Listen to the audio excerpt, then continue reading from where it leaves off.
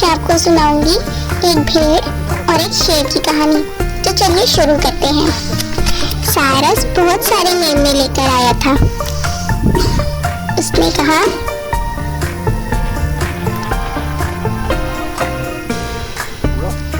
चलो बच्चों, अब बाहर आ जाओ, तुम्हारा घर आ गया है।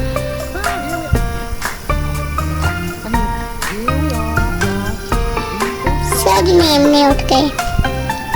सारस ने कहा, चलो जाओ, एक एक माँ का इंतखाब करो, जाओ, चलो जाओ। सब मेमने भागे गए, लेकिन एक भेड़ जो कि काफी बूढ़ी हो गई थी, कोई भी मेमना उसको अपनाना नहीं चाहता था। बाकी सारे मेमने एक एक भेड़ के पास चले गए। बूढ़ी भेड़ बहुत ज्यादा रोने लगी और परेशान हो गई। एक साइड को जाकर अफसुर्दा बैठी। अरे बच्चे, तुम क्यों नहीं उठे? तुम क्यों नहीं गए अपनी माँ के पास? चलो जाओ। सारस ने कहा, अरे ये मुझे कुछ अजीब सा लग रहा है, कहीं मैं किसी और का बच्चा तो नहीं उठा लाया। वो देखने लगा। शेर के बच्चे ने देखा कि सारे मेमने भेड़ के पास कितने प्यार से बैठे और एक भेड़ अकेली है। तो वो भागा गया और उसने उसको अपनी माँ बनाना चाहा। वो भाग के गया और उसके गले लग गया। बूढ़ी भेड़ को ये बहुत अच्छा लगा और उसको उसका बच्चा पाकर बहुत खुशी मिली। इतने में सारस ने अपनी गलती पहचान ली। वो भागा गया। अरे मुझसे गलती हो गई, अरे मैं शेर का बच्चा उठा लाया। अरे बच्चे वापस आओ, चलो मैं तुम्हें तुम्हारी असली जगह छोड़ के आऊं। चलो चलो, शाबाश, मेरे साथ चलो। लेकिन ये क्या, अब भेड़ और शेर दोनों एक दूसरे के साथ रहना चाहते थे। भेड़ ने सारस को मारा और उसे वहां से भगा दिया। सारस बोला, अच्छा, आप इसको अपने साथ रखना चाहती हैं? चलो ठीक है, आप रख लीजिए। और वो वहां से चला गया। लेकिन चाहे कुछ भी हो, शेर और भेड़ के बच्चों में बहुत फर्क था। उनकी रंगत में, उनकी चाल ढाल में, हर चीज में फर्क था। लेकिन शेर को इस बात का अंदाजा नहीं था। वो चाहता था कि वो बाकी मेमनों के साथ खेले। वो बार बार उनके पास जाता और उनके साथ खेलने की कोशिश करता, लेकिन वो उसका मजाक उड़ाते। बाकी सारे मेमने बोले, लेकिन शेर ने जब उनकी तरह बोलने की कोशिश करी तो बोले, ये अजीब सी आवाज सुनकर बाकी सारे मेमने हंसने लगे और उसका मजाक उड़ाने लगे। उसने फिर से कोशिश की। उसने गौर से सुना कि वो कैसे बोल रही है, लेकिन उसने देखा कि उसकी कान, उसके पंजे, उसका रंग सब उससे अलग है। बकरी के बच्चों ने कहा, चले जाओ यहाँ से, तुम बदसूरत हो।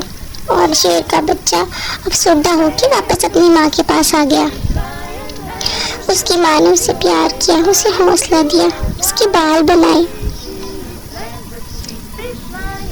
अब शेर का बच्चा दोबारा से ये कोशिश करना चाहता था और वो चाहता था कि वो उसको अपने साथ खेलने दे। वो फिर से वहां गया, उनके साथ खेलने की कोशिश करी और अपनी ताकतों को ना जानते हुए वो उनसे पिटता रहता था। बार बार उनके पास जाता और फिर उनसे पिटता।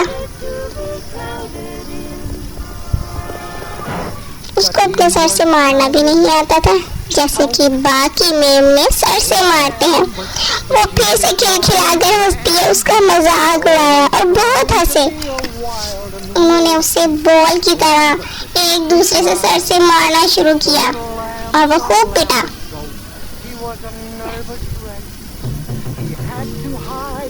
अब उनके लिए सिर्फ एक खेल था। वो इतनी मार खाने के बाद वो अपनी माँ के पास वापस आ गया। अब उसे बहुत अफसोस हो रहा था। वो बहुत रो रहा था दर्द से, क्योंकि आज वो बहुत पिटा था। वो दुखी होकर अपना अक्स देखने लगा और उसने देखा कि वाकई मैं इनसे अलहदा हूँ। वक्त गुजरता गया, सब बड़े हो गए। अब सब भेड़ बड़े हो गए थे और जो बूढ़ी भेड़ थी उसे ये देखकर बहुत अच्छा लगता था कि उसका मेमना सबसे ज्यादा बड़ा हो गया है। वो समझती थी कि शायद मैंने इसे बहुत सारा खाना खिलाया है, इसलिए वो बहुत ज्यादा बड़ा हो गया है। लेकिन अभी भी शेर बहुत ज्यादा डरपोक था। वो अभी भी बाकी भेड़ों से मार खा लेता था और सब उस पर हंसते थे। एक रात क्या हुआ कि जब शेर और बाकी सारे भेड़े सो रहे थे, उसको भेड़िए की आवाज आई।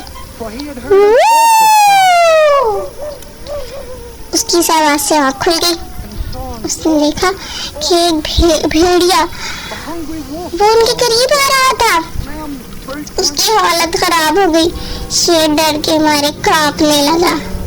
वो अपनी माँ के पास जाकर छुप गया। उसने अपनी आंखें बंद कर ली, लेकिन वो ये जानता था कि आंखें बंद कर लेने से हकीकत तो बदल नहीं सकती। आहिस्ता आहिस्ता भेड़िया करीब आया और उसने उसकी माँ को ही पकड़ लिया। माँ चिल्लाई, लैम्बर्ट, मेरे बच्चे, मुझे बचाओ। लेकिन शेर इतना डरपोक था कि वो बाकियों से मदद के लिए पुकारने लगा। बाकी सारे भेड़े जाकर दरख्तों के पीछे छुप गई और उसकी मदद करने के लिए कोई भी तैयार नहीं था। उसने फिर से अपनी आंखें बंद कर ली। भेड़िया उसे खाने ही वाला था कि भेड़ भाग गई। बूढ़ी भेड़ जितनी तेजी से भाग सकती थी उतनी तेजी से भागी। वो चिल्लाई, लैम्बर्ट, मेरे बच्चे, मुझे बचाओ। आगे रास्ता खत्म हो गया। अब भेड़ या तो गिर जाती या तो भेड़िए के मुंह में चली जाती। फिर कुछ ऐसा हुआ कि शेर को उसी लम्हे गुस्सा आ गया और उसने जोर से आवाज लगाई। शेर की दहाड़ सुनकर भेड़िए की हालत खराब हो गई और वो वहां से भाग गया और दोबारा कभी मुड़ के नहीं आया।